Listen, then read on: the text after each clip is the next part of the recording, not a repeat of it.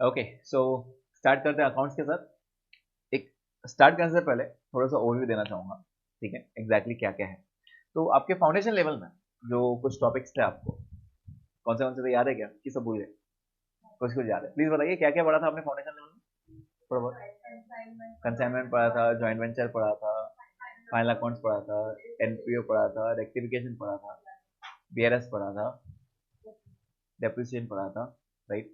इसमें से डेप्रिसिएशन और बीआरएस को साइड कर देता है। बाकी जितने चैप्टर्स आपने फाउंडेशन पढ़े सबके सब वापस से intermediate, right from your rectification, right from your final accounts, consignment, joint venture, bills of exchange, NPO, सब कुछ है यहाँ पे। उतना तो है ही, साथ में और बहुत कुछ ऐड है, और बहुत कुछ ऐड है। एंड सिर्फ उतना ही नहीं, आपने जो लेवल पढ़ा था वो लेवल कम लेवल था, अब आपको थोड़ा और एक्स्ट्रा लेवल पढ़ना है, थोड़ा एडवांस लेवल पढ़ना है वो सारे चैप्टर्स। जैसे आपके फाइनल अकाउंट्स एनपीओ में काफी अच्छा लेवल है, राइट। कंसाइनमेंट है लेकिन इतना इंपॉर्टेंट नहीं है, लेकिन फाइनल अकाउंट्स और एनपीओ बहुत इंपॉर्टेंट है। उसके बाद 12th स्टैंड का थोड़ा पार्टनरशिप याद है क्या? क्या क्या पढ़ा था पार्टनरशिप में? एडमिशन, रिटायरमेंट, डेथ, डिसोल्यूशन, वो पूरा है यहाँ, पूरा है। वहां पे एक चीज आपको परेशान करती थी वो टाइम पे, गुडविल, अभी भी आएगी परेशान करने, लेकिन मैं पूरी कोशिश करूंगा कि आपको वो परेशान ना करे, ठीक है। मतलब गुडविल देखते से आपको उसका ट्रीटमेंट क्या होना चाहिए सब पता चलेगा, ओके। यस, तो वो आपको वो भी पढ़ना है। इसके अलावा एक चीज जो आप लोगों ने नहीं पढ़ा होगा आपके फाउंडेशन लेवल में, that is single entry, right. Single entry कुछ कुछ बच्चों को बीकॉम में समझ में आया होगा कि बीकॉम में ऐसा ऐसा एक टॉपिक होता है। तो what is exactly single entry? It is a mixture of everything, it is a mixture of file account, NPO logics and everything, right. And it is very very very practical part. मतलब जब आप खुद की practice करोगे अगर, तो पता है लोग क्या करते हैं, लोग आते हैं हमारे पास, सर ये मेरा बैंक स्टेटमेंट है, ये मैंने इतना खरीदा इतना बेचा है, मेरी बैलेंस शीट बना के। कोई जर्नल एंट्री नहीं है, कोई लेजर पोस्टिंग नहीं है, सीधा आके रिकॉर्ड रख देते सामने, सर ये मेरा बैंक स्टेटमेंट, मेरे को बैलेंस शीट बना के दो, कितना टैक्स पे करना है बताओ। आते ही ऐसे हैं। पूरा उल्टा चलना पड़ता है, पूरा उल्टा चलना है। हाँ भाई क्या है तेरे पास बता, अच्छा कितने, किससे कितना पैसा लेना है, किसको कितना पैसा देना है, मतलब आपको स्टार्ट ही उल्टा करना पड़ता है, राइट फ्रॉम बैलेंस शीट, पूरा उल्टा उल्टा सब करना है। तो वो आधी इन्फॉर्मेशन दे रहे हैं, आधी नहीं देता है। तो आधे को पूरा करना इस single entry, which is very very very practical, ठीक है। वो एक टॉपिक है। एक टॉपिक है आपको branch and department, branch and department, branch एक खुद में बहुत बड़ा टॉपिक है, तो वो भी पढ़ना है आपको। और थोड़े से अकाउंटिंग स्टैंडर्ड्स भी पढ़ना है, थोड़े से अकाउंटिंग स्टैंडर्ड्स, ठीक है। जो स्टैंड अलोन टॉपिक्स हैं, मतलब जिसका दूसरे चैप्टर से कोई लिंक अप नहीं, वो है आपका एक इंश्योरेंस और एक हायर परचेज, ठीक है। इंश्योरेंस आपने एक एडजस्टमेंट था फाइनल अकाउंट्स में, goods destroyed by fire and insurance company admitted the claim of this, था ऐसा कोई एडजस्टमेंट? हाँ। अगर मैं इफेक्ट बोलूंगा तो थोड़ा सबको नहीं, लेंगे किसको इसको याद भी रहेंगे इफेक्ट, सर ये इफेक्ट सही किया था हमने, पर हमको याद है 10,000 के गुड जल गए, 8,000 कंपनी ने भर के दिया, 2,000 नहीं भर दिया, नुकसान हो। तो वो जो 8,000 आया था ना, 8,000 इंच, 8,000, वो 8,000 उन्होंने कैसे निकाला 8,000, वो ये चैप्टर पढ़ना, तो दैट इज इंश्योरेंस क्लेम, ठीक है। अगेन ये चैप्टर का बाकी चैप्टर से कोई लेना देना नहीं। और दूसरा एक हायर परचेज, नाम सुना है कभी हायर परचेज? क्या रहता है ये हायर परचेज?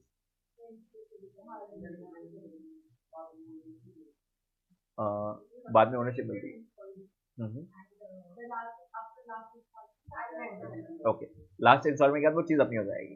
तो इन शॉर्ट इंस्टॉलमेंट पे हमने परचेस किया, थोड़ा सा अभी पे करते हैं और बाद में धीरे धीरे पेमेंट देंगे, तो वो चीज अपनी हो जाएगी, राइट। ये हायर परचेस। तो ये जो चीज है वो अपने बुक्स में कितने पे रिकॉर्ड करना, कितना ब्याज आएगा, कितना इंटरेस्ट आएगा, ये सब चेक करना, ये हायर परचेस काम है। Again these two topics are which are independent, which are not depend on any other topic, ठीक है। तो ये सब आपको पढ़ना है। ओवरऑल मैंने मोटा मोटा हिसाब दे दिया आपको, अब मैं बहुत ज्यादा टाइम नहीं डाल रहा हूँ कि क्या क्या क्या क्या क्या क्या पढ़ना है, धीरे धीरे हम डायरेक्ट एक टॉपिक स्टार्ट करेंगे समझने के लिए कि आपके डेबिट क्रेडिट कितने स्ट्रॉन्ग है, मुझे मालूम पड़ जाएगा, ठीक है। इजी टॉपिक से स्टार्ट कर रहा हूँ, एकदम easy topic, and that is जो दूसरों से रिलेट नहीं कर रहा है, स्टैंड अलोन टॉपिक है, दैट इज इंश्योरेंस क्लेम्स।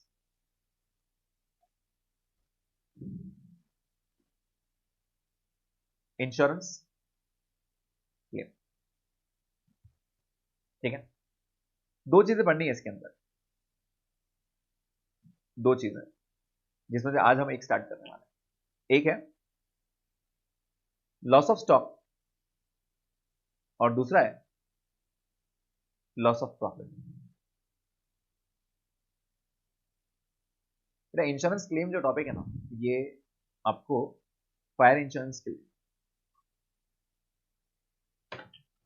आग लग गई, तो आग लगने के बाद गुड जल गएंगे ना मेरे, गुड जल जाएंगे, लेकिन आई वॉज स्मार्ट इनफ, मैंने इंश्योरेंस पहले से करा के रखा, तो क्या कंपनी मुझे क्लेम देगी, राइट। एग्जाम्पल, ये पूरा एक मेरा गोडाउन है, वेयर हाउस है, पूरा बहुत बड़ा वेयर हाउस है, ठीक है, और यहाँ पे एक्सीडेंटली आग लगी, एक्सीडेंटली आग लगी। एग्जाम्पल मानते हैं मेरा 50 लाख रुपए का माल जल गया, 50 लाख रुपीज का डिस्ट्रॉय हो गया, मैं इंश्योरेंस कंपनी के पास गया और इंश्योरेंस कंपनी बोला सर मेरा 50 लाख का लॉस हो गया, 50 लाख भर के दो मुझे, तो इंश्योरेंस कंपनी बोलेगा हाँ हाँ सर मोस्ट वेलकम, आपके 50 लाख ले लो, ऐसे ऐसे नहीं, क्या कुछ कैलकुलेशन रहेंगे वहां, यस, तो वो कुछ कैलकुलेट करेगी और बोलेगी सर हमारे हिसाब से आपको 40 लाख बनते हैं, राइट। हम क्या बोलते हैं, नहीं सर देना है तो पूरा दो, नहीं तो मत दो, ऐसे बोलेंगे क्या उसको, नहीं 40 दे रहा है ना, ले लेंगे ना 40। अब हमें इस चैप्टर में देखना है वो 40 उन्होंने कैसे निकाला, कि हाउ डिड दे कैलकुलेट 40, ऐसे ही थोड़ी है कि मन में आया, ऐसा नहीं हमारे हिसाब से 40, हम 40 लाख दे रहे हैं आपको, बस बात खत्म हो रहा है, ऐसा नहीं है, कुछ तो कैलकुलेशन रहा होगा उसके पीछे, तो वो क्या कैलकुलेशन रहा होगा वो हमें चेक करना है, ठीक है। ये होता है loss of stock. What is loss of profit? Profit का लॉस हो गया, कैसे प्रॉफिट लॉस हो सकता है क्या, कैसे, मेरे को थोड़ा एग्जांपल तो समझाना।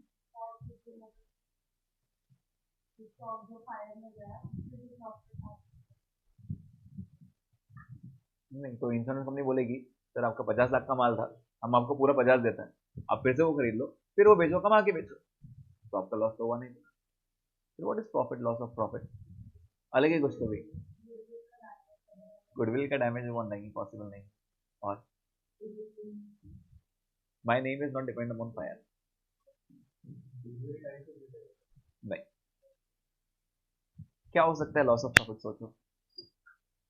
अच्छा आप में से कोई शेयर मार्केट में डील करता है, मतलब स्टॉक मार्केट में डील करता है, स्टॉक्स कभी खरीदा है कुछ, नहीं, डीमैट खरीदा है, ओके वेरी गुड, अभी से ये ट्रेडिंग बिजनेस चालू हो गया, तो कभी ऐसा हुआ है क्या हमने आज बेचा और आज ही उसका प्राइस एकदम शूट हो गया, ऐसा बहुत बार हुआ सर, एक बार थोड़ी, ऐसा तो हमेशा होता है जब खरीदते हैं तो डायरेक्ट नीचे आता है, और जब बेचते तो उसके उसको तभी बढ़ना रहता है पूरा, ऐसे होता है ना, सोचता अरे यार थोड़ा रुक जाता, जस्ट वन मिनट।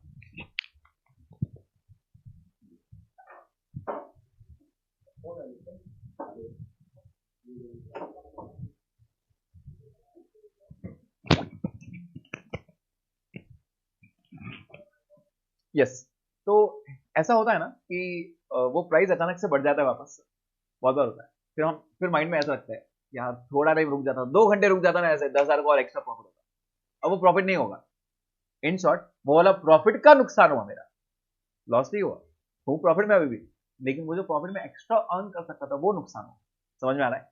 अब what is the concern of this, मान लेते हैं आज आग लगी, ठीक है, आग लगी, पूरा गोडाउन जल गया, या मान लेते हैं शोरूम में आग लगी, शोरूम डिस्ट्रॉय हो गया मेरा, आपको लगता है क्या इमीडिएट नेक्स्ट डे आप उतना ही सेल कर पाओगे जितना आप एक दिन पहले कर पा रहे थे? क्या प्रॉब्लम है, क्या प्रॉब्लम क्या है, उतना क्यों नहीं सेल कर पाओगे जितना पहले कर पा रहे थे एक दिन पहले? आग लगने के बाद ऐसा क्या चेंज होगा? सीधी बात है, जब आग लगी तो उसको रिनोवेट करना पड़ेगा, रिनोवेशन थोड़ी ऐसे चुटकी बजा के हो जाएगा, यस जी नहीं एकदम पूरा एकदम शोरूम रिनोवेट हो गया, ऐसा तो नहीं होगा, क्या उसको 2-3-4 महीने लग जाएंगे वापस रिनोवेट करने? यस और नो? यस, 2-3 महीने तो लगेंगे, क्या वो 2-3 महीने मेरा सेल बंद हो जाएगा? सेल बंद हो जाएगा तो यार मेरा प्रॉफिट भी तो बंद हो जाएगा फिर, यार समझ में आ रहा है, अगर सेल बंद हो गया क्या वो सेल से जो मैं 3 महीने और बेच सकता था माल वो भी डिस्ट्रॉय हो रहा है? यस, आग लगने की वजह से मेरा माल तो डिस्ट्रॉय हुआ, वो तो क्लेम हो गया मेरा, लेकिन व्हाट अबाउट आग लगने की बाद का सिचुएशन, उसके इमीडिएट बाद भी तो मैं कहां उतना कमा पा रहा हूं जितना मैं आग के पहले कर पा रहा था, क्या और भी नुकसान होगा मेरा? यस, और नुकसान होगा मेरा, 3 महीने शायद मैं उतना बिजनेस नहीं कर पाऊंगा जितना मैं पहले कर सकता था, राइट, तो वो 3 महीने की मुझे भरपाई चाहिए, समझ में आ रहा है, ऑब्वियसली वो पॉलिसी मुझे लेनी पड़ेगी तब मुझे क्लेम मिलेगा, उसको हम बोलते हैं लॉस ऑफ प्रॉफिट, आग लगने की वजह से मैं शायद उतना माल नहीं बेच पाया जितना मैं पहले बेच सकता था, अगर मैं बेचता तो उससे प्रॉफिट कमाता, वो प्रॉफिट मुझे चाहिए, and that is known as loss of profit. क्या ये दो पॉलिसी समझ में आ गई, कौन सी दो पॉलिसी है? So we have 2 policies, loss of stock policy and loss of profit policy. क्या ये पॉइंट समझ में आ गया? स्टॉक सबको समझ में आता है, राइट, स्टॉक सबको समझ में आता है, this was the basic adjustment which जो हम 11th स्टैंडर्ड से पढ़ रहे हैं, which are starting from 11th, right, from 11th, right, goods destroyed by fire rupees 80,000, insurance company admitted a claim of 50,000, क्या इफेक्ट्स थे इसके? ट्रेडिंग अकाउंट के क्रेडिट साइड में क्या लिखते थे आप? बाय गुड्स डिस्ट्रॉयड कितना? 80,000। ओके, और जो 50 मिल रहा है वो, जो 50 मिल रहा है वो एसेट, और जो 30 नहीं मिल रहा है वो पीएनएल के डेबिट में नुकसान, लॉस बाय फायर। सबको समझ में आता है ये? बस ये इतना ही है, चैप्टर इतना ही है, इतना ही है चैप्टर। तो वो जो 50 आया ना, 50 वो अपने को देखना है 50 कैसे आया। ठीक है, ओके। सबसे पहले अब मैं आपसे पूछ रहा हूँ, मान लो अपने आप एक बिजनेस के ओनर हो, आपके फैक्ट्री में एक्सीडेंटली आग लगी, लेकिन टेंशन मतलब इंश्योरेंस है। ठीक है, जैसे ही आग लगी आप गए इंश्योरेंस कंपनी में, इंश्योरेंस कंपनी बोलोगे सर मेरी फैक्ट्री में आग लग गई है, मुझे भरपाई करके दो। वो सबसे पहले पूछेगा कि सर कितना नुकसान हुआ, यस और नो। तो कहने से पहले मुझे बताना पड़ेगा कितना नुकसान हुआ। मैं डायरेक्ट उसके बाद नहीं भाग सकता, सर मेरे को भर के दो पैसे। वो बोलेगा सर कितना भर के दो, पहले बताओ तो सही कितना नुकसान हुआ है। समझ में आ रहा है क्या? आग लगते थे बुझा दिया आपने, कुछ भी डिस्टर्ब नहीं हुआ, तो फिर भरपाई करके देगा क्या? वो नहीं, नुकसान तो होने दो पहले। समझ में आ रहा है? कहने से प्राइम फोकस रहेगा कि नुकसान कितना हो पहले वो तो बताओ। कैसे मालूम पड़ेगा नुकसान कितना हो? रोज रोज माल गिन के आते हो क्या आप घर जाते आते? सर आज स्टॉक इतना इतना पड़ा है, ये इतने इतने बॉक्सेस है, रोज रोज गिन के जाओ। घर पे जाने के पहले अपने को रोज का यही काम है, पहले गिनती करेंगे फिर जाएंगे। याद रहता है क्या आपको सबको? नहीं। अरे इतने दुनिया भर के काम रहते हैं, दुनिया भर के काम है, रोज थोड़ी हम ये चेक कर सकते हैं कितना स्टॉक है। यस और no? Yes, we can not go and count each and every day कि सर आज इतना बड़ा है उतना बड़ा है, और आगे बता के भी नहीं आती ना कॉल करके, सर आज आज हमारा टाइम है, आज हम रात में 12 साढ़े 12 बजे आग लगने वाली है। ऐसा तो नहीं रहेगा। यस और नो? तो वो एक्सीडेंटली लगेगी। एक्सीडेंटली आपको नहीं पता ना कितना माल जलने वाला है, कब जलने वाला है, और कितना माल मेरे गोडाउन में था। तो कहने से सबसे पहले पता करना पड़ेगा कि गोडाउन में माल कितना है। यस और नो? अच्छा, क्या आप बुक्स एनुअली मेंटेन करते हो? Annually normally. तो मैंने 31 मार्च के एक बैलेंस शीट बनाया, वैसा तो नहीं है 31 मार्च पे आग लगेगी। एक एग्जांपल दे रहा हूं, नंबर लाइन पे फोकस करना। नहीं आ रहा है क्या? Just 1 minute.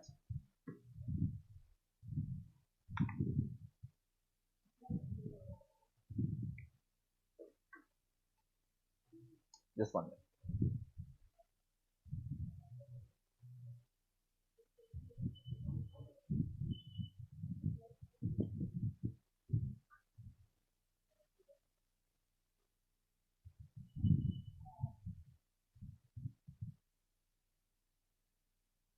ओके, जो दो पॉलिसी बताया ना बेटा मैंने आपको, ये दो पॉलिसी का एक दूसरे से कोई लेना देना नहीं है।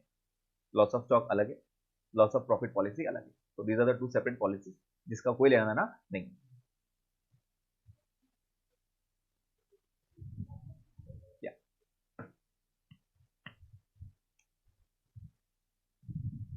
Okay, so loss of stock policy. अब मैं एक आपको नंबर लाइन दे रहा हूं, और पूरा खेल इस चैप्टर में नंबर लाइन पे रहेगा। ठीक है, मैंने एक पर्टिकुलर ईयर मार्क कर लिया। Let's say I started a year with 1420। And कब होगा बेटा 1420? 31 मार्च में। 31 मार्च 21 में ये मेरा ईयर एंड हो गया।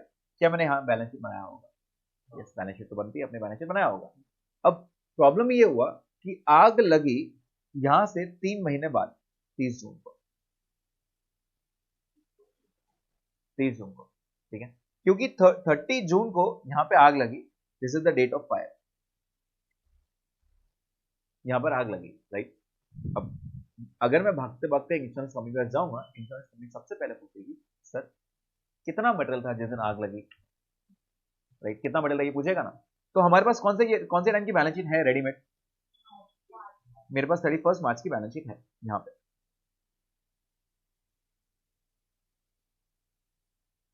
This is the balance sheet of 31 March, right. And what you need is a balance sheet of, sorry, yes, trading. यहाँ पे बैलेंस शीट कब की चाहिए आपको? 30। एक ट्रेडिंग अकाउंट बनाना आता है सबको? ट्रेडिंग अकाउंट क्या क्या आइटम्स रहते हैं ट्रेडिंग में, थोड़ा बताओ मुझे।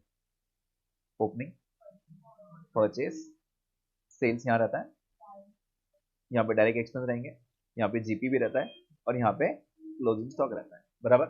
बेटे ये जो स्टॉक रहेगा ये वाला, ये किस दिन का स्टॉक रहेगा? ये जो स्टॉक है ये कौन से ईयर की बैलेंस शीट है, कौन से पीरियड का ट्रेडिंग बना रहा हूं मैं? 30 जून का। 30 जून कहने से जिस दिन आग लगी, ये जो क्लोजिंग स्टॉक है उसको आग लगी। क्लोजिंग स्टॉक मतलब क्या? The stock which is there in the godown, right. तो 30 जून के दिन आग लगी, ये जो रेड बॉक्स बनाए ये उसको आग लगी, ये सब सबसे पहले मुझे ये निकालना है। इंश्योरेंस कंपनी बाद में जाएंगे हम हिसाब करने, पहले ये तो बताओ कि आग लगी तो कितने मटेरियल को आग लगी, यस और नो। ना हाउ विल आई आइडेंटिफाई कैसे करेंगे? तो आपको सिर्फ क्या करना है, इस पीरियड का ट्रेडिंग अकाउंट बनाना है। क्या करना है इस पीरियड का? We need to maintain a trading account, we need to make a trading account. कहां से कहां तक? 31 मार्च से लेके 30 जून तक। I will say from the beginning of the year till the date of fire. Beginning of the year मतलब 1 अप्रैल, right? वहां से लेके कब तक ट्रेडिंग बनाना पड़ेगा? 30। क्या इस पीरियड में कुछ परचेज भी हुआ होगा? क्या कुछ सेल भी हुआ होगा? तो ये 30 जून में परचेज सेल आएगा, अब सेल हुआ होगा तो मैंने प्रॉफिट भी कमाया होगा, जीपी जिसको हम बोल रहे हैं, प्रॉफिट भी कमाया होगा, राइट? और ये करने के बाद क्या यहां का क्लोजिंग, यहां का ओपनिंग बनता है बेटा? इस साल का क्लोजिंग अगले साल का ओपनिंग बनेगा, तो पिछले साल का क्लोजिंग मतलब ओपनिंग मिल गया, राइट? ये 3 महीने में परचेज कितना हुआ ये मिल गया, ये 3 महीने में सेल कितना हुआ मिल गया, ये सेल में मैं कितना कमाता हूं ये भी मिल गया, डायरेक्ट एक्सपेंस कितना ये मिल गया। Can I say the balancing figure will be closing stock? बस ये पहला step, to find the closing stock, that is to find the stock on date of fire. जिस दिन आग लगी उस दिन मेरे गोडाउन पे कितना मटेरियल था। क्या ये इजी समझ में आया? मतलब आपको पूरा लिंक ट्रेडिंग अकाउंट से करना है, राइट? कहां से कहां तक ट्रेडिंग बनाना है बेटा? From the beginning of the year till date of fire. जिस दिन मेरा साल स्टार्ट हुआ वहां से लेके कब तक ट्रेडिंग बनाना है? Till the date of fire. अब मैं डेट ऑफ फायर तक क्यों कर रहा हूं? क्योंकि जिस दिन आग लगी वही मटेरियल को आग लगी है ना बेटा, उस दिन का स्टॉक चाहिए मुझे। इंश्योरेंस कंपनी सबसे पहले यही पूछेगी सर कितने मटेरियल, कितना मटेरियल था। मान लेते हैं फैक्ट्री में आग लगी लेकिन मटेरियल नहीं था, पूरा बेच चुका हूं, तो कुछ पॉलिसी बनती है क्या आपकी? नहीं। पहले ये तो पता करो आपके घोड़ों में मटेरियल कितना था, किसको आग लगी। समझ में आ रहा है पॉइंट ये? Yes. So this becomes the first point. क्या ये पहला स्टेप समझ में आ गया? ओके। तो टोटल इसमें 3 स्टेप्स हैं, पहला स्टेप समझ में आ गया। दूसरा स्टेप, स्टेप 2, बेटा क्या इसका कुछ स्क्रैप मिल सकता है? जला हुआ मटेरियल कुछ आधा अधूरा जला होगा, मिल सकता है ना? कुछ आधा हो जाएगा तो बंगार का भाव तो कुछ तो मिलेगा, जिसको हम नॉर्मली बोलते हैं सैल्वेज।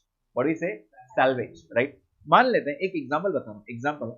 अब ये 1 लाख कैसे निकाला मैंने आपको ओवरऑल आइडिया दिया, एक एग्जांपल से और क्लियर हो जाएगा। मान लेते हैं मेरा यहाँ पे 1 लाख रुपीज का लॉस हो गया। कितना लॉस हुआ? 1 लाख, राइट? स्टॉक था 1 लाख का। अब ऐसा तो नहीं है कि मुझे स्क्रैप कुछ भी नहीं मिलेगा, कुछ तो बंगार का भाव मिलेगा, राइट? मतलब देखा जाए तो 1 लाख का लॉस नहीं हुआ, थोड़ी बहुत तो रिकवरी है ना, थोड़ी बहुत तो रिकवरी है। मतलब अगर देखा जाए 1 लाख को आग लगी लेकिन क्या कुछ सैल्वेज मिलेगा मुझे? यस। तो मैं यहाँ पे सैल्वेज माइनस कर दूंगा, सैल्वेज माइनस 10,000 एग्जाम्पल। मतलब मेरा लॉस अल्टीमेटली कितना हुआ? 9। अगर मैं इंश्योरेंस कंपनी को जाके बोलूं कि सर 1 लाख का मटेरियल जल गया, मुझे 1 लाख भरपाई करके दो, तो इंश्योरेंस कंपनी सबसे पहले यही बोलेगी सर 1 लाख का माल जला, 1 लाख का नुकसान थोड़ी, नुकसान तो 90,000 का हुआ है ना, नुकसान थोड़ी 1 लाख का हुआ है, 10,000 मिले ना वापस आपको। तो फिर किस बात का 1 लाख रुपए, 90,000 देंगे हम आप? मैंने कहा ठीक है दो मेरे 90,000। आइए तो हमें यही बोलना चाहिए ना, सर दे दो मेरे 90,000। तो बोलेगा सर 2 मिनट शांति रखो, इतना इतना क्या आप 90,000 में सीधा आ रहे हैं? अगर अगर मैंने पॉलिसी 50,000 की निकाला होगा, 50,000 की पॉलिसी, मतलब आग लगी तो इंश्योरेंस कंपनी आपको 50,000 देगी, और इंश्योरेंस कंपनी अभी आप कितना मांग रहे हो? 90, तो निकाल के देगी क्या वो? फिर बोलेगी सर ऐसा थोड़ी चलता है, ऐसा थोड़ी चलेगा, आपने पॉलिसी 50 की निकाली, हम उनसे 90 मांग रहे हो, हम नहीं देंगे पूरे। समझ में आ रहा है पॉइंट? ये तो वो नहीं देंगे, तो मैक्सिमम उनका, उनकी जो लिमिट है वो 50 की है।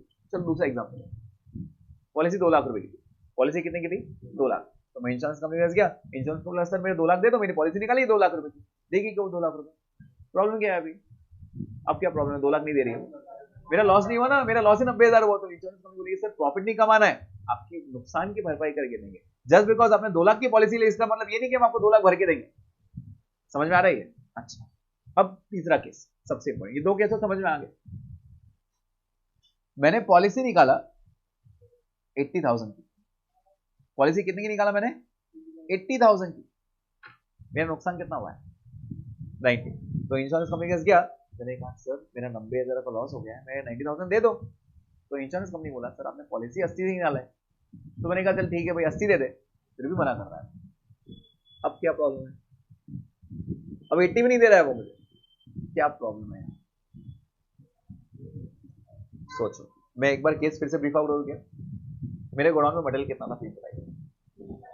1 लाख। मिडिल एज का था, सैलवेज कितना मिला मुझे 10, मतलब मेरा नुकसान कितना हुआ 90। इतना बात समझ में आता है सबको, 90,000 का नुकसान, 90,000 का लॉस हुआ, राइट। अब हुआ ऐसे कि मैंने इंश्योरेंस पॉलिसी निकाला था सिर्फ 80,000 की, तो मैं इंश्योरेंस कंपनी से गया, इंश्योरेंस कंपनी बोला सर देखो 1 लाख का लॉस है, सॉरी 1 लाख का स्टॉक है, 90,000 मेरा लॉस हुआ है, राइट, मुझे 90,000 चाहिए मेरे। तो उसने बोला सर आपकी पॉलिसी 80,000 की है। मैंने कहा ठीक है कोई बात नहीं 80,000 दो, वो फिर भी मना कर रहा है 80,000 देने से, क्या रीजन हो सकता है? I need the reason, I want reason, क्या वजह है? वो मेरे 80 भी नहीं दे रहा है यार, मैंने उसको बोला ठीक है 80 देना, 80 की पॉलिसी है ना मेरी, फिर भी 80 नहीं दे रहा है मुझे, प्रॉब्लम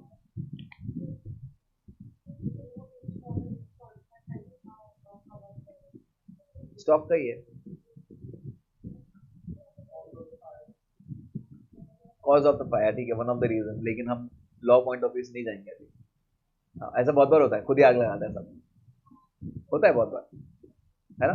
स्टॉक पूरा गायब कर देते पहले, और जो माल चल नहीं रहा है ना, पुराना मटेरियल, उसको आग लगा दो।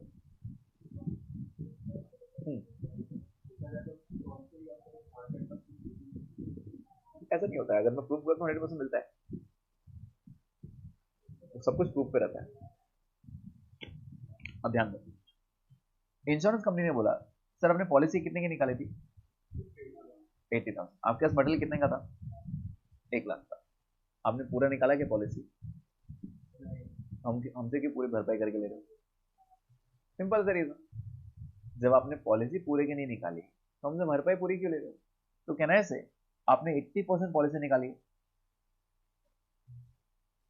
आपने कितना निकाला है 80%, हम भरपाई भी 80% की देंगे ना आपको, हमसे क्यों पूरा 100%? अरे गेटिंग इसको, सिंपल एज दैट, एकदम सिंपल। देखो अब आप बोलेगे सर ऐसे कैसे, मैंने यहाँ पे ही देखो ये वाला एग्जाम्पल समझना, ये गोडाउन था, ये मेरा गोडाउन है, ये 80% माल है और ये 20% माल है। अब देखो झगड़ा कैसे हो, आपका नुकसान हुआ है 90% का, मतलब यहां तक नुकसान हुआ है आपका, बराबर ना।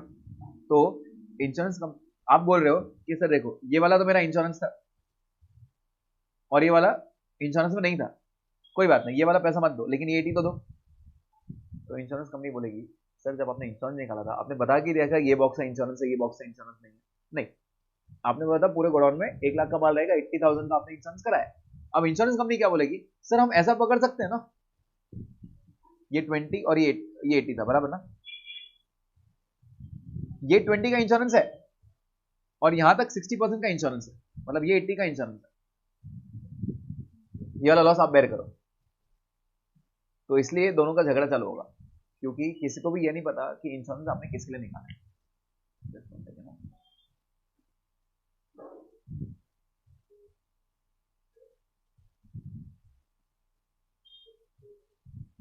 यस, तो किसको भी पता नहीं है कि इंश्योरेंस कौन से मॉडल के लिए निकाला है। तो बहुत सिंपल सा रूल है, कोई झगड़ा ना हो, इसलिए इंश्योरेंस कंपनी बोलती है सर देखो आपके गोडाउन पे 1 लाख का मटेरियल था, आपने 1 लाख की पॉलिसी निकालनी चाहिए थी, आपने निकाली क्या 1 लाख की पॉलिसी? नहीं निकाली। जब आपने पॉलिसी 80% निकाली, हमसे भरपाई भी 80% की लो, बात खत्म करो, सिंपल है। तो मेरा लॉस कितना हुआ है 90, 90 का 80% कितना होता है 72,000, हम आपको 72,000 भर के देंगे, हम आपको कितना देंगे 72,000 भर के देंगे, ठीक है।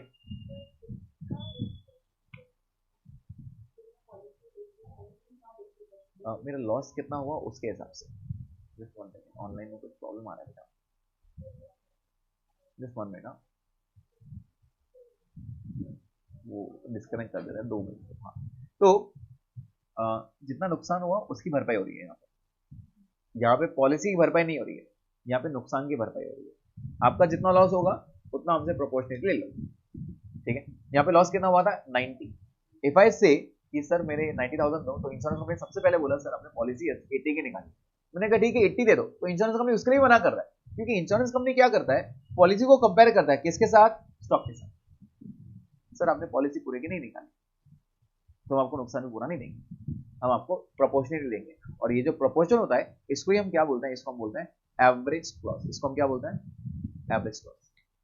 और हर इंश्योरेंस कंपनी वो रहता है ना टर्म्स एंड कंडीशंस, एकदम छोटे छोटे अक्षर में, उसमें टर्म्स एंड कंडीशन में लिखा रहता है average clause is applicable, average clause is applicable, मतलब हम आपको एवरेज क्लॉज के हिसाब से देंगे, हम पूरी भरपाई नहीं देंगे।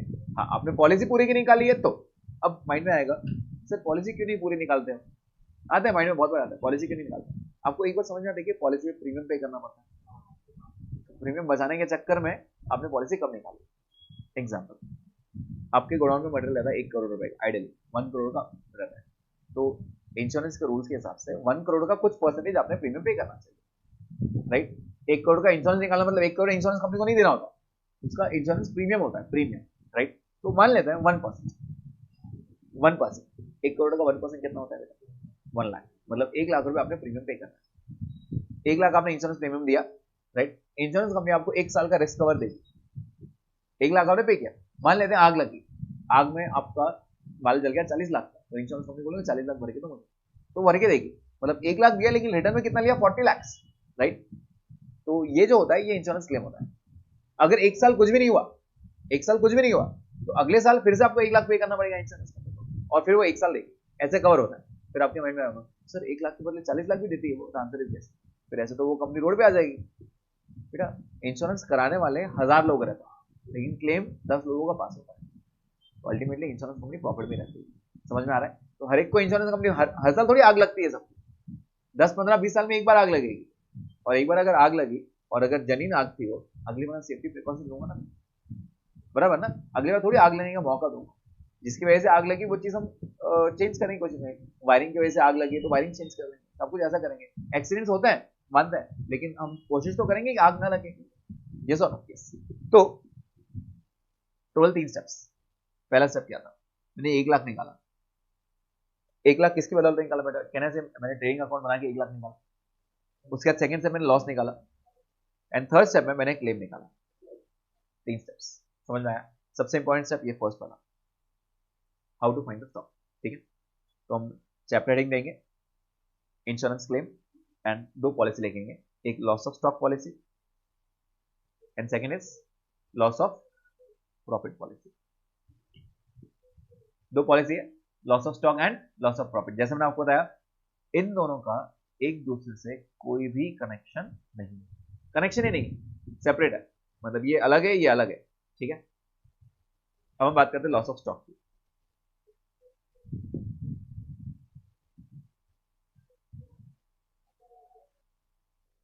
मैं नंबर लाइन पे आपको एग्जांपल भी दूंगा और स्टेप्स भी सिखाते जाऊंगा, ठीक है।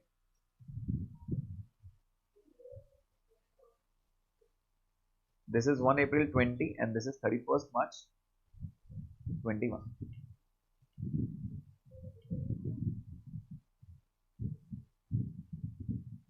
इस दिन आपके पास 80,000 का स्टॉक, स्टॉक कितना था 80,000, ठीक है। And 30 June 21, this is the date of fire.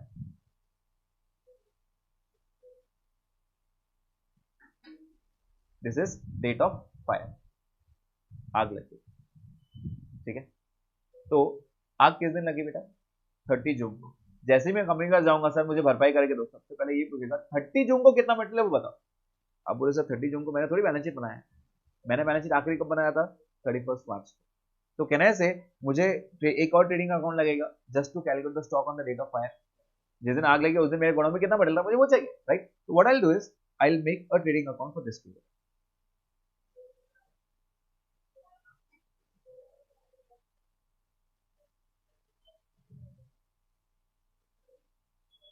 I will make trading account for this period. सीधी बात है, आप बोलोगे सर ये ट्रेडिंग पीरियड का मुझे परचेज लगेगा, ये 3 महीने में सेल कितना हुआ, ये तो ठीक है ना, बिल चेक कर लेना परचेज सेल के, आपको आंसर मालूम पड़ जाएगा ये 3 महीने में क्या परचेज हुआ, क्या क्या सेल हुआ। समझ में आ रहा है? Okay.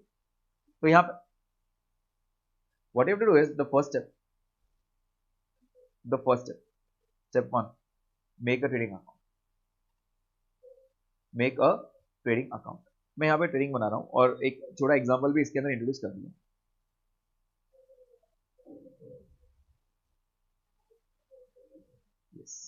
So I want to make a trading account। बेटा कितना भी आपने फाइनल अकाउंट बनाया हो, टैली ना हुआ हो, जीपी हमेशा मैच किया है आपका। सर गड़बड़ हमारा नेट प्रॉफिट में ही आती है, जीपी हमारा सेम आता है, नेट प्रॉफिट सेम नहीं आता है। बहुत बार आपने अपने फ्रेंड्स के साथ ऐसे डिस्कस किया होगा। किया होगा ना, क्योंकि जीपी मतलब क्या, ट्रेडिंग अकाउंट के गिने चुने 4-5 आइटम वो सब कुछ सही आता है, प्रॉब्लम वो पीएल में एडजस्टमेंट में आती है। ठीक है, तो ट्रेडिंग अकाउंट बनाना है। अब बताइए ट्रेडिंग अकाउंट कहां से कहां तक बनाओ बेटा? From, I use the word 1 अप्रैल चलेगा ऐसे, to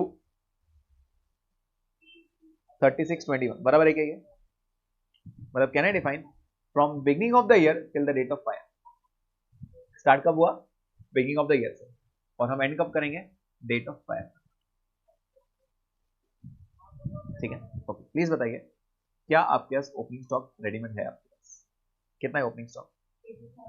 okay, I write over there to opening stock 80,000। ठीक है, आपको कुछ इंफॉर्मेशन और भी थी। परचेज आपको दिया था ये 3 महीने का, let's say the purchase was 3 lakh rupees. Purchase कितना था? 3 लाख। ठीक है, 3 लाख। और आपको सेल भी दिया था,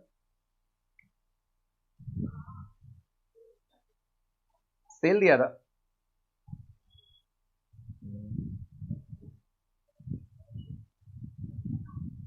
4 लाख रुपए। सेल कितना था? 4 लाख। और आपको जीपी रेट भी दिया था, जीपी दिया था 20% on sales. Yes, can you please give me the GP?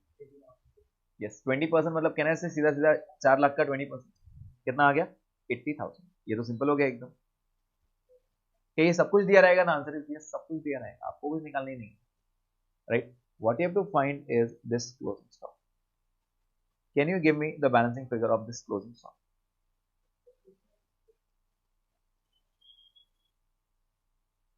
Yes, what is this? 60,000। सबका आ रहा है क्या? प्लीज चेक करो। I want everyone to make the totals. सिर्फ कॉपी करने का काम नहीं करना, कैलकुलेटर चलाना है और सबने चेक करना है क्या ये 60,000 सबका आ रहा है। Yes, okay.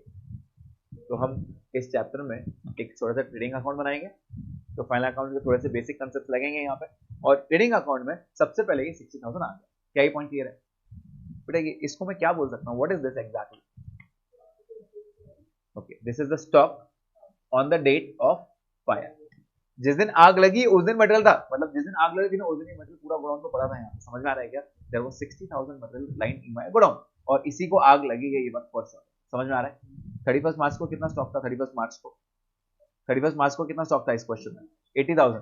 तो मैं आपको ऐसा बोलूंगा कंपनी को, सर 3 महीने पहले 80,000 था, 80,000 के हिसाब से दे दो। इंश्योरेंस कंपनी बोलती है ऐसा नहीं चलता है, आज आग लगी ना, आज का मटेरियल चाहिए मुझे, आज कितना था मटेरियल गोडाउन में, तो फिर मुझे ट्रेडिंग अकाउंट बनाना पड़ेगा ये 3 महीने का। समझ में आ रहा है? From the beginning of the year till the date of fire. और जब मैंने ये 3 महीने का ट्रेडिंग अकाउंट बनाया तो आई केम टू नो दैट जब आग लगी उस दिन 60,000 रुपीज का मटेरियल मेरे गोडाउन पे था। Is the point. ओके, उसके बाद ये स्टेप 1 समझ में आ गया। What is this? What is this step 1? It is finding the stock on date of fire. कैसे पता लगाएंगे? By making a small trading account. Trading कहां से कहां तक बनाएंगे? From the beginning of the year till the date of fire. Is the point. First step क्या था?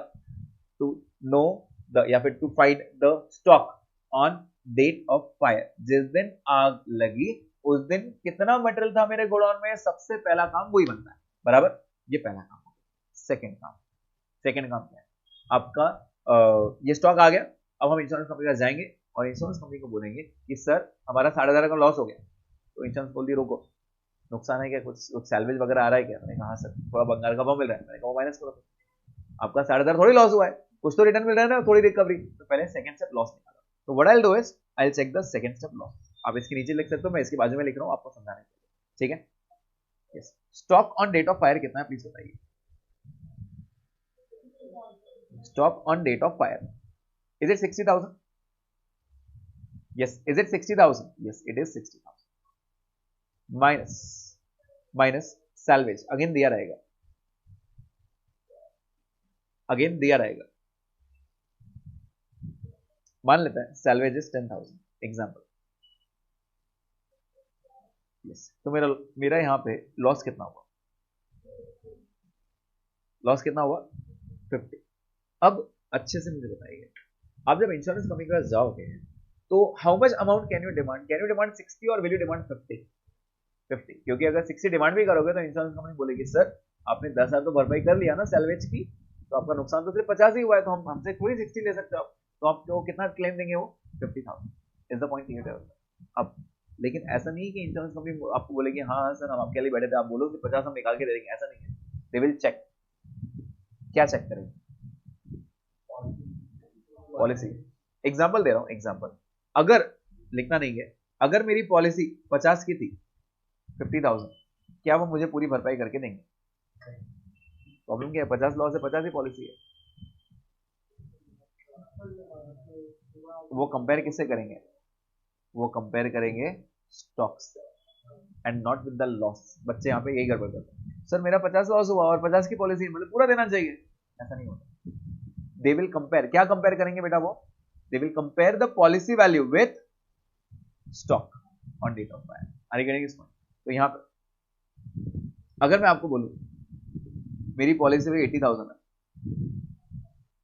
M I fully insured, am I fully insured, मैंने बहुत insurance करा के, टेंशन नहीं है, 80,000 राइट। मटेरियल कितना था गोडाउन में? 60। मैंने इंश्योरेंस कितने का कराया? 80। मतलब क्या मैंने पूरा इंश्योरेंस कराया है? यस, मैंने इनफैक्ट ज्यादा कराया है। तो इंश्योरेंस कंपनी बोलूँ सर हम ज्यादा करा लिया तो थोड़ा बहुत ज्यादा नहीं हो गया? नहीं। इंश्योरेंस कंपनी क्या बोलेगी सर नुकसान कितना हुआ? 50। अब मुझे बताओ अगर पॉलिसी वाली 80 रहेगी तो आपको क्लेम कितना मिलेगा? क्लेम कितना मिलेगा? 50। नुकसान के ऊपर, भरपाई के ऊपर तो कुछ नहीं, नुकसान के ऊपर 1 रुपया देगा नहीं आपको। नुकसान कितना हुआ? 50 देगा। अच्छा, अगर अगर मेरी पॉलिसी 60,000 होती, प्लीज बताइए एम आई फुल्ली इंश्योर्ड? क्या मैंने पूरा इंश्योरेंस कराया? मटेरियल 60 का था, मैंने इंश्योरेंस पूरा 60 कराया, मैं बोलूंगा सर मैंने 100% इंश्योरेंस कराया, मेरे मुझे पूरे पैसे चाहिए, तो क्या पूरे पैसे मिलेंगे? ना आंसर इज यस। क्लेम कितना मिलेगा? 50 या 60? आज भी 50,000। समझ में आ रहा है क्या? लेकिन अगर मैंने पॉलिसी 45,000 की कराया, मैंने पूरा कराया क्या इंश्योरेंस? तो इंश्योरेंस कंपनी क्या बोलेगी सर आपका मटेरियल कितना था गोडाउन में? 60। आपने पॉलिसी कितनी की निकाली? 45। पूरा इंश्योरेंस निकाला क्या? नहीं। भरपाई किस बात? भरपाई नहीं करेगी देंगे पूरी। तो यहां पे इसको हम क्या बोलते हैं? इसको हम बोलते हैं अंडर इंश्योरेंस। इसको हम क्या बोलते हैं? Under insurance. आपने प्रीमियम बचाने के चक्कर में पूरा पॉलिसी कराया नहीं, इंश्योरेंस नहीं निकाला पूरा, तो जब पूरा इंश्योरेंस निकाला तो क्लेम क्यों भर के देंगे हम आपको? एंड देयरफॉर क्या बीच में आएगा? यहां पे average loss will come into picture. Average loss, average loss पे फॉर्मूला क्या बनता है क्लेम का? लॉस कितना हुआ बेटा आपका? 50 into into policy value upon stock.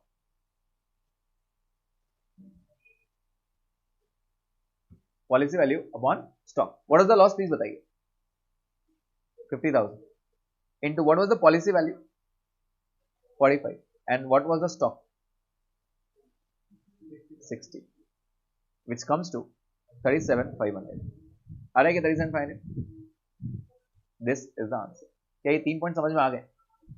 पहले 2 केसेस में आपको ये एवरेज क्लास एप्लीकेबल था क्या?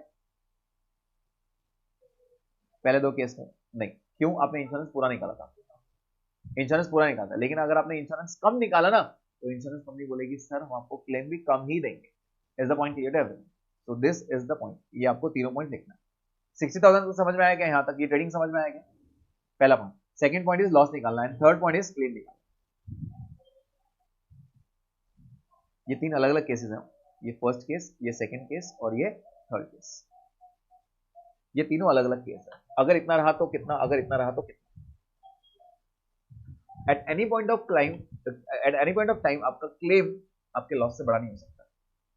लॉस 50 हुआ है ना, तो क्लेम मैक्सिमम 50 से मिलेगा, 50 से ऊपर नहीं देगा कभी कंपनी, कम देगा ज्यादा नहीं देगा। Is the point clear? Yes. तो थर्ड स्टेप में कौन सी 2 वैल्यूज को कंपेयर किया मैंने? कंपेयर किसको लगा? आपने स्टॉक और पॉलिसी, इन दोनों को कंपेयर किया, लॉस को कंपेयर नहीं किया। ये बात ध्यान में रखना, बच्चे ये गड़बड़ करते हैं, लॉस को कंपेयर करना है, तो ये गलती नहीं करना। आपको कंपेयर किसको करना है? स्टॉक को। यस। क्या ये पॉइंट क्लियर है सबको? इस टॉपिक जब भी अंडर इंश्योरेंस होगा वो टाइम पे आपका एवरेज लॉस एप्लीकेबल होगा। I hope the point is clear. बोलो।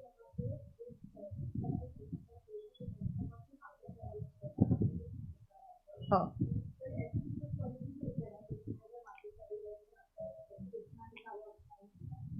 मतलब हाँ बराबर है, लेकिन अब मैंने एक्चुअल में आइडियली कितने का स्टॉक करना चाहिए, कितने का पॉलिसी निकालना चाहिए था आइडियली 60 का, आपने निकाला क्या 60 का?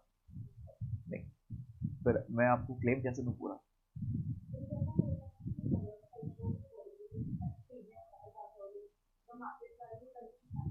बेटा देखो, मैं मार्केट वैल्यू के हिसाब से जा नहीं रहा हूँ। अच्छा एक प्रैक्टिकल एग्जांपल देता हूँ, प्रैक्टिकल एग्जांपल, अभी छोड़ दो ये चैप्टर के बारे में। क्या आपकी गुड्स आपके गोडाउन पे टिके रहते हैं पूरा टाइम? आते हैं जाते हैं, आते हैं जाते हैं, आते हैं जाते हैं, ऐसे चालू रहता है, राइट? तो आप एक अंदाजा पकड़ते हो, ऑन एन एवरेज आपके गोडाउन पे अंदाजा 50 लाख का मेटल रहता है, अंदाजा पूरा हमेशा रहेगा, ऐसा जरूरी है क्या? कभी तो ऐसा भी हो ना आपकी मेटल सीधा 15 लाख का हो गया, पॉसिबल। और कभी ऐसा हो जाएगा कि आपका मेटल 80 लाख का हो गया। तो आपने मोटा मोटा हिसाब निकाला है, ऑन एन एवरेज 50 लाख रहता ही है, ऑन एन एवरेज। तो आपने 50 लाख की पॉलिसी निकाली, आपने 50 लाख की पॉलिसी निकाली, मतलब आपने इंश्योरेंस कंपनी एजेंट को बोला कि सर देखो ये 50 लाख का माल एनी टाइम मेरे गोडाउन में रहता है, थोड़ा कम ज्यादा होता रहता है लेकिन 50 ऑन एन एवरेज रहता ही। अब लकीली एक दिन पहले एक कंसाइनमेंट आया आपके पास 30 लाख रुपीज का, राइट? आपने वो गोडाउन में उतारा, 50 पहले था, 30 आ गया, 80 हो गया, और रात में आग लग गई, पॉसिबल, राइट? अब 80 लाख को आग लग गई, तो इंश्योरेंस कंपनी गया सर 80 लाख का माल गया, इंश्योरेंस कंपनी क्या बोलेगी, सर आपने पॉलिसी कितनी की निकाली थी? 50 की। कमेटी थोड़ी भर के देंगे हम आपको, मैक्सिमम 50 देंगे। समझ में आ रहा है? क्योंकि आपने पॉलिसी 50 की निकाली थी। हाँ अभी उल्टा केस पकड़ता है, उल्टा केस पकड़ता है, 50 लाख की मैंने पॉलिसी निकाला था, राइट? और मेरे गोडाउन में ऑनर, अब क्योंकि उस टाइम माल आ नहीं रहा था, तो मेरे गोडाउन में सिर्फ 20 लाख का मटेरियल पड़ा था, सिर्फ 20 लाख। ऑन एन एवरेज की बात थी ना अपनी, तो 20 लाख का माल पड़ा है और आग लग गई। तो आग कितने को लगी, 50 को या 20 को? 20 को। अब इंश्योरेंस कंपनी गए और इंश्योरेंस कंपनी को बोले हमने सर 50 लाख का दे दो मुझे, तो इंश्योरेंस कंपनी क्या बोलेगी, सर आपके गोडाउन में मटेरियल कितना था? 20, तो हम आपको 20 देंगे। समझ में आ रहा है ये पॉइंट? तो यहाँ पे कभी भी आपको प्रॉफिट नहीं कमाने देगी, नुकसान की भरपाई करके देना इंश्योरेंस का काम है, प्रॉफिट कमा के देना ये इंश्योरेंस कंपनी का काम नहीं। समझ में आ रहा है? हम इंश्योरेंस लेते हैं अपने आप को सेव करने के लिए, प्रॉफिट कमाने के लिए। ऑल्दो प्रैक्टिकल लाइफ में इसका इम्प्लीकेशन थोड़ा अलग रहता है, बट हम प्योरली अकाउंटिंग की बात करें, हम इंश्योरेंस कंपनी बोलते हैं हम आपको भरपाई करके देंगे, कॉम्पेंसेट करके देंगे about your losses, not only profits. Are you getting this point, right? Okay, तो यहाँ तक पॉइंट क्लियर है? एवरेज लॉस कब एप्लीकेबल होगा? अंडर इंश्योरेंस मतलब क्या? We compare which two values when my policy value is less than the stock, stock ज्यादा था, मैंने पॉलिसी उतनी निकाला नहीं, तो अंडर इंश्योरेंस है। इंश्योरेंस कंपनी सर पॉलिसी नहीं, एवरेज लॉस आएगा, थोड़ा कम करेंगे, बराबर है क्या? समझ में आ रहा है क्या? मोटा मोटा हिसाब अगर समझाऊं, जिसको जो मैथ्स में थोड़ा स्ट्रॉन्ग है उनके लिए, नहीं भी है तो मैंने फॉर्मूला लिख दिया है। मैंने कितना परसेंट पॉलिसी निकाला था बेटा, कितना परसेंटेज निकाला था? कहना से 75%। चेक कर लो, 60,000 का 75% बराबर 45,000 आ रहा है क्या? आ रहा है 75? तो आपका क्लेम भी 75% ही होना चाहिए। चेक करो 50,000 का 75% कितना आता है? 37,900। आ रहा है समझ में? हाँ, अभी जिसको ये 75% समझ में आया ठीक, नहीं तो ये फॉर्मूला लिख के दिया, समझ में आया? तो आई होप ये पॉइंट क्लियर है सबको, यहाँ तक समझ में आ गया? So these are the three steps. पहला स्टॉक, स्टॉक निकालना, दूसरा लॉस निकालना, तीसरा क्लेम निकालना। क्लेम के टाइम पे हम चेक करते हैं एवरेज लॉस एप्लीकेबल है, तो सेकंड थर्ड इंपॉर्टेंट नहीं होता, first step is very important. What is this first step? This first step is 60,000, 60,000, ठीक है, ये पहला स्टेप। अब ये 60,000 पे आगे, यहाँ से आने वाले आगे टाइम में हम क्या क्या सीखेंगे? ट्रेडिंग से रिलेटेड कुछ एडजस्टमेंट्स। ट्रेडिंग से क्या क्या एडजस्टमेंट रहते हैं आप लोगों ने, आपने 11 12 फाउंडेशन में क्या क्या पढ़ा है, थोड़ा बहुत बताओगे? ट्रेडिंग अकाउंट में क्या क्या एडजस्टमेंट आते हैं? Outstanding wages, prepaid wages, yes, purchase return, sales return, okay, और बताओ जल्दी जल्दी, ट्रेडिंग में और क्या क्या आता है? Loss by fire, loss by theft, goods distributed as free sample, goods taken over for personal use, drawing. क्या वो ट्रेडिंग क्रेडिट ही करते थे आप? यस, ट्रेडिंग क्रेडिट करते थे। और क्या करते थे? वो इंस्टॉलेशन वेजेस, वो वेजेस में डाल दिया उन्होंने, unrecorded purchase, sale of machinery included in purchase, बहुत सारे एडजस्टमेंट है ना, ऐसे पढ़े थे आप लोगों ने, याद आ रहा है क्या कुछ? नहीं, थोड़ा भी नहीं, थोड़ा थोड़ा थोड़ा थोड़ा, ओके चलो, थोड़े थोड़े को मैं ज्यादा कर दूंगा, थोड़ा थोड़ा याद है ना। तो ये जो एडजस्टमेंट थे ना बेटा आपके फाइल अकाउंट से रिलेटेड, वो सारे एडजस्टमेंट आपको करना है। दो तीन नए भी है, लेकिन वो एडजस्टमेंट बेसिक वाले भी हैं, बेसिक एडजस्टमेंट्स भी हैं और दो तीन नए एडजस्टमेंट्स भी हैं, ठीक है। तो वो हमको धीरे धीरे कवर करना है। आज का फिलहाल आपको समझ में आया। तो इंश्योरेंस क्लेम अगेन ये स्टैंड अलोन टॉपिक है। इस पे आपको आइडियली 7 मार्क का एक क्वेश्चन आता है, ideally it can range up to 10 also. 7 mark का मिनिमम पकड़ के चलिए, 7 मार्क का क्वेश्चन आएगा। तो 7 मार्क में आपको क्या पूछेंगे, आपको बोलेंगे कि ये आग लगी है, बताओ हमारा क्लेम कितना है। तो ये 3 स्टेप्स आपको फॉलो करना है। पहला ट्रेडिंग अकाउंट बनाना है, स्टॉक निकालना है, stock on date of fire, second step loss, और तीसरा स्टेप क्लेम। क्या यहाँ तक पॉइंट समझ में आया? अब हम नेक्स्ट सेशन में ये सीखेंगे कि ये ट्रेडिंग अकाउंट से रिलेटेड आपको कौन से एडजस्टमेंट्स आ सकते हैं और कैसे कैसे उसको डील करना है, राइट। तो पूरा पॉइंट एकदम एकदम क्रिस्टल क्लियर रहने वाला है। सिर्फ यहाँ पे एक पॉइंट आएगा जहाँ पे आपको प्रॉब्लम आएगी, मैं अभी से बता रहा हूँ। एक क्वेश्चन वो समझेगा भी नहीं, जब तक उसको 2-3 क्वेश्चन नहीं करेंगे तब तक नहीं समझेगा, और वो कंसेप्ट है एबनॉर्मल लॉस। ठीक है, जब आएगा तब बात करेंगे। एक एडजस्टमेंट आने वाला है, मैं आपको खुद बोल रहा हूँ, एक एडजस्टमेंट में थोड़ी दिक्कत होगी, बट टेंशन नहीं लेना, 2-3 क्वेश्चंस में वो एकदम इजी है, ठीक है।